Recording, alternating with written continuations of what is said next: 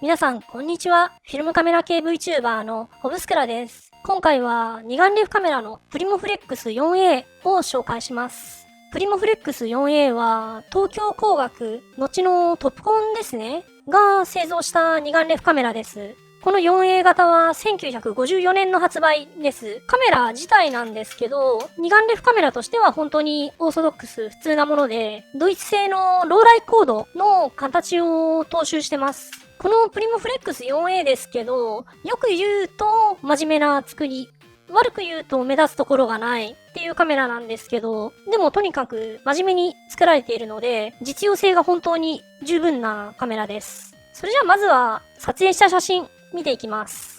このプリモフレックス 4A が付けてるレンズは、投光 7.5 センチ F3.5 っていうものなんですけど、3群3枚のトリプレットタイプで、二眼レフカメラとしては非常に標準的なスペックです。このプリモフレックスを作った東京工学っていうメーカーは、戦前には陸軍向けの光学製品を作ってた伝統あるメーカーなんですね。それだけあって、この投光っていうレンズは当時のこういった比較的中級機ぐらいにつくトリプレットのレンズだと評価が高いみたいなんですよ。で、こうして撮れた写真を見てみると、パッと見よく写ってます。写りが一定の水準を満たしてるっていう意味で、全然フィルムで作品を作って展示するみたいな用途にも使えるんじゃないかなと思う。それぐらいには写ってます。ただ、トリプレットなので、当然といえば当然なんですけど、周辺部は少し写りが悪くなってますね。あと、空が写ってる写真には顕著なんですけど、周辺部がかなり光量落ちしてるのが目立ちます。これは、プラスと捉えることもできるかもしれないですね。とにかく、写りについては、特に目立つところがあるわけじゃやっぱりないんですけど、破綻なくよく写ってる。やっぱり、レンズの写りも真面目なんですよ。という意味でも、派手な部分はないものの、実用性が十分なカメラという印象があります。さて、プリモフレックスという二眼レフカメラ自体の来歴についてちょっと話すと、東京工学が二眼レフを作り始めたのが1952年で、今紹介している 4A 型は1954年。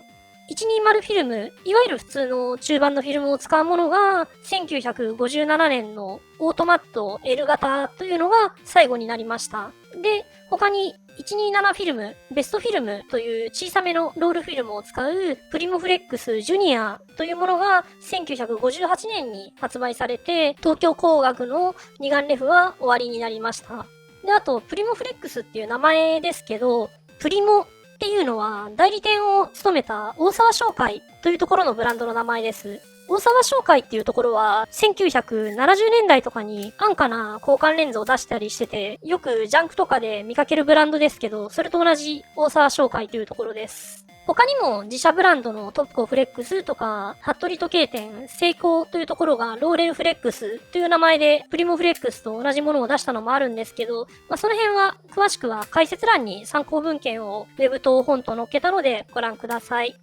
さて、メカの面についての印象ですけど、最初にも話した通り、二眼レフとしては非常に標準的なもので、作りは真面目だけどあんまり特徴はないという感じです。シャッターが富士精密のレクタスというもので、最高速が300分の1秒。作りがそこまでいいシャッターではないんですけど、シャッター羽を清掃したりしたら普通に動いてるので、実用上は問題ないかなという感じです。ただやっぱり、成功車とかコパルに比べると作りが劣るので、プリモフレックスの次の機種からは、成功車のシャッターが搭載されるようになってます。シャッターと巻き上げに関して嬉しいところが多重露光の防止がついてることなんですよ。シャッターを切るともう一度チャージをすることができなくなって巻き上げるとチャージのロックが解除されます。ただ、さっきからこの動画ではカラーシャッターを何度も切ってますけれども、カラーシャッターを切りたいっていう時には前板にあるレバーを回すと多重露光防止をオフにするっていうこともできます。